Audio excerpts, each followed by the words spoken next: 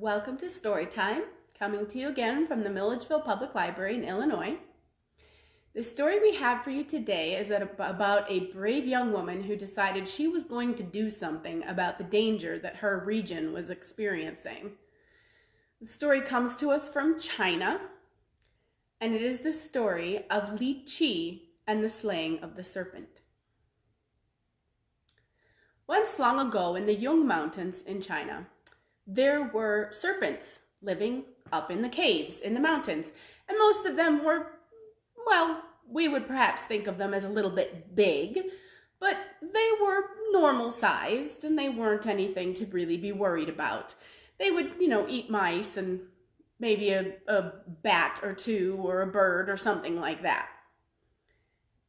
This particular serpent, however, one particular serpent, was quite a bit larger than the rest, and he started to be a problem. For you see, he did not stay in the mountains and just eat bats and mice and other things of that nature. No. This serpent came down from the mountains, and he began to hunt livestock, a sheep here, a dog there, a small pig.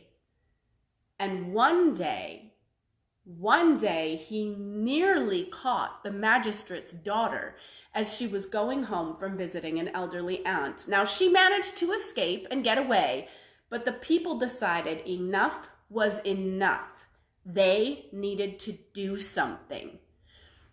And so they sent word to the commander in a nearby military city, and they said, we need soldiers, we need help. There is a monster serpent, and it is trying to attack. First it was taking our livestock, and that was bad enough, but now it's trying to attack our children. And so the commander of the city, who, as quite so often happens, was a friend of the magistrate whose daughter was nearly eaten, sent 10 soldiers to come to the town and to go up to the mountain and to kill the serpent. Well, 10 soldiers went up the mountain, but only one came back. And that one told the story of a battle so horrific and a serpent so monstrous that no one else really had the bravery and the courage to go up the mountain and try to take care of the serpent. Well, shortly after that, suddenly the mediums and the seers and the other people who saw visions and had dreams started to all tell the same story. Every single one of them had heard from the monster serpent up on the mountain. And the monster serpent said to them, I will make a deal with you. Send me a sweet and succulent maiden. No more soldiers. They are very tough and very hard to eat. But if you will send me one sweet and succulent maiden on the 8th day of the 8th month of every year, I will leave your livestock and your people alone. Well, the magistrate and the commander, they got together and they talked, and all of the counselors talked, and everybody tried to think of a way that they could get out of sacrificing one of their young maidens to this serpent every single year, and they couldn't come up with a way to do it. They just couldn't. There was no way to get out of it. And so when the 8th month of the 8th year came, they took the daughter of one of the servants, or a daughter of a convict, someone who was in jail, and they took that daughter and they tied her up hand and foot, and they took her up the mountain and they left her on the ground outside the cave of the serpent. For 9 years they did this. 9 years and 9 girls. And as the 10th year began, the people that were in charge of taking the girls up the mountain, they began the search for the 10th girl. They really didn't want to sacrifice another girl, but they simply couldn't find a way to get around it, to get out of it. And so they began the search. Well, it just so happened that in near that little town near the Young Mountains, there was a family. The father's name was Li Tan, and Li Tan was a good man, and his wife was a good woman, but they had all daughters, 6 daughters, and no sons. And in those days in China, daughters weren't very important. They weren't very useful. You see, the people, the husbands and the wives, the mothers and fathers, they wanted someone to take care of them when they got old. And a daughter did not stay in your house. She got married and she went to her husband's family, and she took care of her husband's family. And so Li Tan and his wife were going to be left with no one to take care of them when they grew old. Well, their youngest daughter, Li Qi, she went to her parents and she said, "Mother, Father, I would very much like to be the girl who will go to the serpent this year."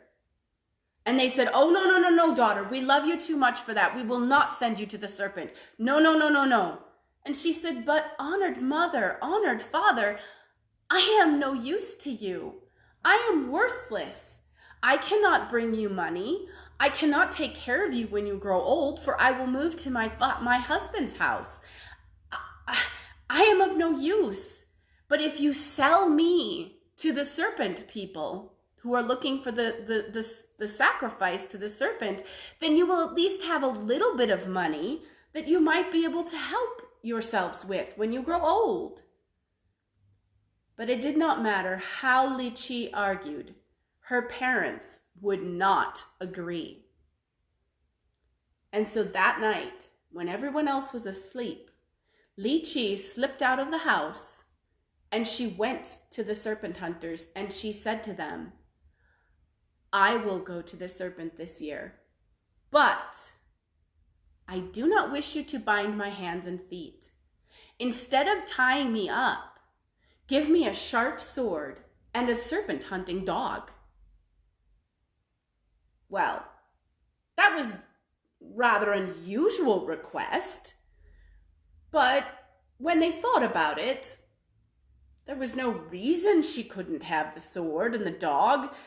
The serpent was going to eat her anyway, so it wasn't as if it would make a difference if she was tied up or if she had a sword. It really wasn't going to change anything. She was just a girl. How could she possibly do any damage with a sword and a dog? And so when the time came to go up the mountain on the 8th day of the 8th month, Li Qi took the sword in her hand, and she took a little bag and she put a bunch of sweet sticky rice balls in it. And she put it over her shoulder and she picked up the sword in her hand and she whistled for the serpent hunting dog, for they had found her the best serpent hunting dog that they could find. And she started up the mountain. Now, a small group of soldiers went with her just to make sure she wasn't going to run away at the last minute. But Li Qi did not stop. She did not turn aside. She did not run away. In fact, she did not say a thing the entire time they were climbing up the mountain. She just kept climbing. And when they got to the serpent's cave, Li Qi finally turned around and she said to the soldiers, "You can leave now. I am not going to go anywhere. This is where I need to be." Well, the soldiers, to be honest, they were rather relieved. They didn't want to stay there and watch this poor girl die, and so they turned around and they went home. Well, as soon as the soldiers were gone, Li Qi took the bag with the sweet rice balls in it, and she took them all out and she lined them up in front of the serpent's cave in a little tower. She built a little pyramid with them. And then she stood back with her sword in her hand, and she called out and she said, "Oh, great serpent, please eat these sweet rice balls instead of me. Please do not eat me." And then she pretended to begin to cry, as if she were terrified and so scared. Well, the serpent heard her call out, and he could smell the sweet rice balls, and Oh, the even sweeter and oh so succulent maiden waiting for him. And so he began to slither out of his cave. And as he came out of his cave, his head came out of the cave, and it was as big as a barrel. And he looked at Lychee, and he looked at the rice balls, and he said, I will eat these sweet rice balls first, and then I will eat you. And he opened his mouth wide to grab all those sweet rice balls. But the problem is, when he opened his mouth wide, a snake, his head is shaped like this, and the eyes are on top. So when he opened his mouth, he couldn't see what Lychee was doing anymore. And as soon as he opened his mouth to bite down on all of those rice balls, Lychee jumped forward with her sword at the ready. And as soon as the dog saw her do that, the dog attacked. You see, the dog, he didn't care if it was a little tiny snake or a great big monster snake. It was a snake, and he was going to attack it. And so the dog jumped on the serpent, and he bit the back of the serpent's neck. And the serpent reared up his head and tried to shake off the dog. And Lychee jumped forward, and she started hacking at the snake with the sword, just cutting it and cutting it and cutting it and cutting it. Well, the serpent did not like that very much, for it hurt quite badly, and it was making him bleed, and he really didn't like that, and the dog was annoying, and so he tried to back up into his cave. But the thing is, Lychee and the dog had bitten and cut him so badly that trying to back up, he hit his head against the roof of the cave, and it hurt terribly. He simply couldn't back up. And so he decided that what he needed to do was to come further out of the cave so that he could get more room to fight back. The problem was that as soon as he came further out of the cave, the dog grabbed a hold of him again and started biting some more, and Lychee was slashing with her sword as much as she could, and the serpent kept coming further and further out of the cave, hoping that maybe he could turn around and fight, or he could get away from this terrible pain that the dog and the girl were causing him. And, well, the long and the short of it is that by the time the serpent got himself entirely out of the cave, he was so bloodied and so cut and so battered that he very quickly died. Well, Lychee, when she saw that the serpent was dead, she called the dog and she said, "You have done a very good job, dog. I am very proud of you. Now I must do one more thing before we can go home."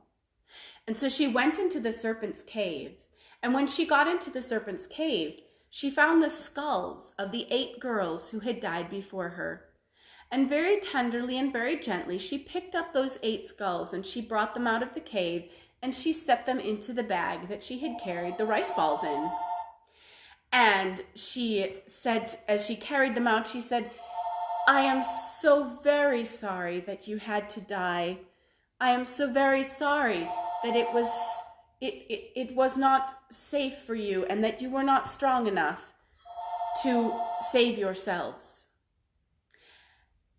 And so then, when Lychee had finished gathering the skulls of the girls who had died, she then picked up the bag and she picked up her sword, which she cleaned very carefully, for she knew that it was most important to keep your tools clean at all times.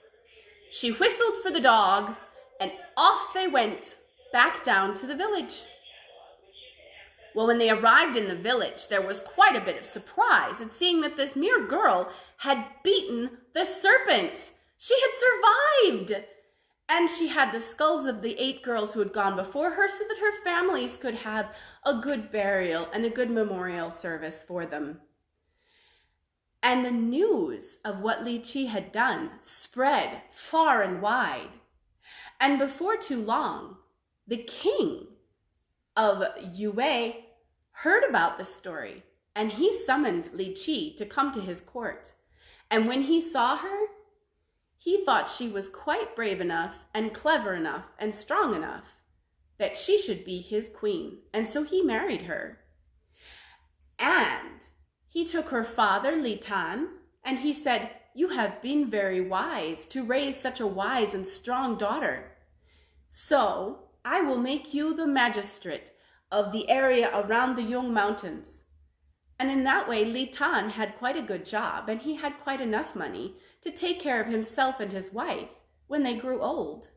His wife, Li Chi's mother, got many honors, and all of her sisters were married to good, strong noblemen. And in this way, the daughters brought great honor to their families. And from that day to this, owing to the power and determination of that one young woman, Li Chi, the Yung Mountains have been free of monster serpents. And that is the story of how Li Chi slayed the serpent. Comes to us from China. I hope you enjoyed it. And I hope you'll join us again on Wednesday at 3 p.m. Central Daylight Time. We'll have another story for you from the Milledgeville Public Library of Illinois. Bye.